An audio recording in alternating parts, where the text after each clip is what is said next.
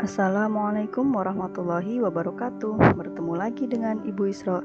Hari ini kita akan mempelajari materi mengenai sholat sunnah.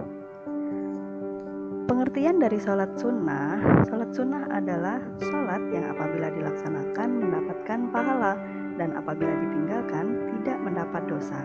Jadi sholat sunnah ini seperti kebalikannya dari sholat fardu, sholat wajib. Untuk macam-macam sholat sunnah dari segi pelaksanaannya itu terbagi atas yang pertama sholat sunnah munfarid, kedua sholat sunnah berjamaah, dan ada juga yang pelaksanaannya secara munfarid atau berjamaah. Macam-macam dari sholat sunnah berjamaah, yang pertama ada sholat idul fitri dan sholat idul adha. Sholat Idul Fitri dilakukan di waktu duha pada tanggal 1 Syawal. Adapun sholat Idul Adha dilakukan di waktu duha pada tanggal 10 Zulhijjah. Untuk tata cara pelaksanaan sholat Idul Fitri dan Idul Adha itu dilaksanakan sebanyak 2 rakaat yang dilanjutkan dengan khutbah 2 kali. Kemudian untuk takbir di rakaat pertama itu sebanyak 7 kali. Kemudian takbir di rakaat kedua itu sebanyak 5 kali. Setelahnya dilanjutkan dengan membaca surah Al-Fatihah dan sholat seperti biasa. Kemudian di antara takbir disunnahkan untuk membaca bacaan tasbih. Subhanallahi walhamdulillahi wa la ilaha illallah wallahu akbar.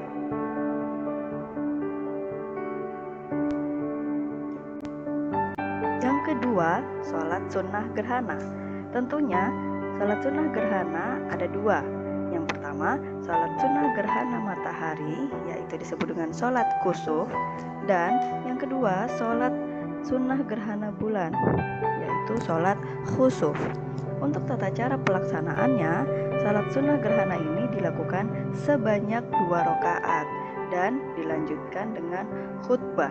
Akan tetapi yang berbeda dengan sholat sunnah yang lain, di setiap rakaat itu membaca Al-Fatihah 2 kali dan ruku 2 kali.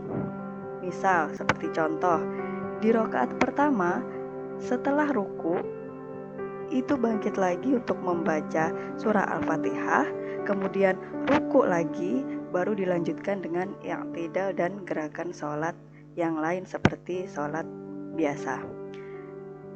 Kemudian pada sholat gerhana bulan itu bacaan imam dinyaringkan atau jahar, dan pada gerhana matahari suara imam tidak dinyaringkan atau sir.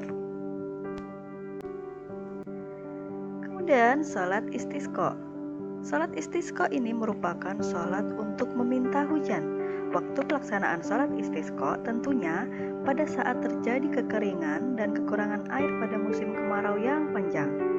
Sebelum melaksanakan sholat istisqa disunnahkan untuk berpuasa 4 hari, dan di hari keempat dilaksanakanlah sholat istisqa ini dengan mengumpulkan orang-orang di tengah lapang. Untuk tata cara pelaksanaan sholat istisqa dilaksanakan sebanyak 2 rakaat dan dilanjutkan dengan khutbah 2 kali. Sama seperti sholat Idul Fitri dan Idul Adha, sebelum membaca surah Al-Fatihah dilakukan takbir 7 kali di rakaat pertama, dan di rakaat kedua melakukan takbir 5 kali sebelum membaca surah Al-Fatihah, dan di antara takbir disunahkan membaca bacaan tasbih. Nah, untuk macam-macam sholat sunnah yang kedua dari segi pelaksanaannya adalah sholat sunnah munfarid. Sholat sunnah munfarid itu berarti sholat sunnah yang dikerjakan secara sendiri. Untuk yang pertama ada sholat sunnah rawatib. Sholat sunnah rawatib ini merupakan sholat sunnah yang mengiringi sholat fardu. Pelaksanaan sholat sunnah rawatib itu dikerjakan baik sebelum atau sesudah sholat fardu. Yang sebelum sholat fardu dikatakan sebagai qobliyah, dan yang sesudah sholat fardu disebut dengan ba'diyah. Untuk hukum sholat sunnah rawatib itu ada 2, ada sholat sunnah rawatib muakkad dan sholat sunnah rawatib ghairu muakkad. Sholat sunnah rawatib muakkad ada 2 rakaat sebelum zuhur, 4 rakaat sebelum zuhur, 2 rakaat setelah zuhur, 2 rakaat setelah maghrib, dan 2 rakaat setelah isya. Adapun sholat sunnah rawatib ghairu muakkad ada 2 rakaat sebelum asar dan 2 rakaat sebelum maghrib. Pelaksanaannya sama seperti sholat biasa pada umumnya. Untuk macam yang kedua, sholat istikharah. Sholat istikharah ini merupakan sholat untuk memohon petunjuk kepada Allah. Sholat yang dikerjakan untuk meminta keyakinan akan sebuah pilihan. Misalkan contoh, teman-teman di sini bingung untuk memilih sekolah A atau sekolah B. Keduanya sama-sama baik, sama-sama bagus. Nah, untuk meyakinkan kalian, maka memohon petunjuk pada Allah dengan cara melakukan sholat istikharah ini. Manakah jawaban nanti yang lebih baik?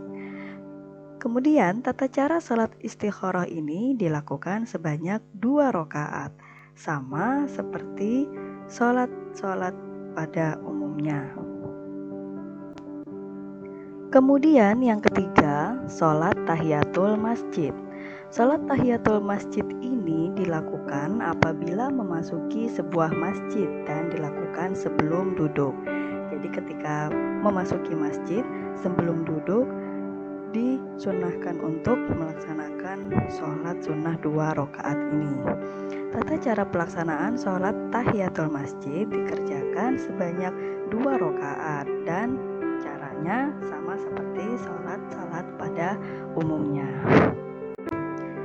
Nah, itu tadi merupakan penjelasan mengenai materi sholat sunnah yang bisa dilakukan secara berjamaah dan juga sholat sunnah munfarid yang dilakukan secara sendiri. Semoga teman-teman semua bisa melaksanakan sholat sunnah tersebut, baik yang berjamaah maupun yang sendiri-sendiri. Sekian dan terima kasih. Wassalamualaikum warahmatullahi wabarakatuh.